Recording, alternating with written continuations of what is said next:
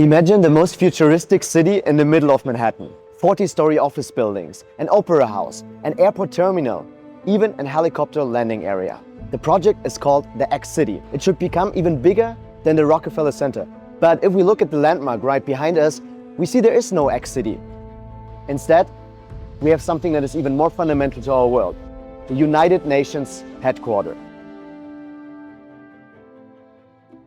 This area from 43rd to 49th Street between 1st Avenue and East River was called Abattoir Center or Slaughterhouse Row. Schwarzschild and Salzburger Company and the United Dressed Beef Company, among others, had their factories here. Until the 1940s, when real estate developer William Seckendorf started buying up the district. His goal rivaling one of the most famous real estate projects in New York City, the Rockefeller Center. France symbolized Europe's longing to escape further ravaging by war. Around the same time, a historic event took place in San Francisco. The US, the UK, China and the Soviet Union, among other representatives, signed the UN Charter. A new era of peace and goodwill among men of all nations was about to begin. The goal, building an international organization to never have a world war again. But there was one big question. Where should they build their headquarters?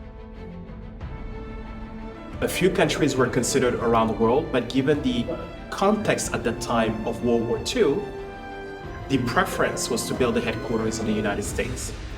And then within the US, a few cities were looked at, including Boston, Philadelphia, San Francisco, New York. Seckendorf realized his vision might fail, so he had another idea. After some discussions he had with John D. Rockefeller Jr., he decided to sell this piece of land of 18 acres for $8.5 million. John D. Rockefeller then donated the whole property to the United Nations. The UN accepted the gift, and instead of X City, the construction of the new UN headquarters began.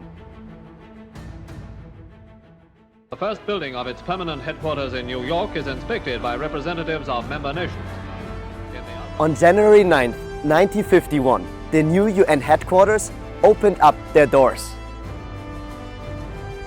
Years later, Seckendorf couldn't bear his debt anymore and went bankrupt. What stayed is what you see behind me.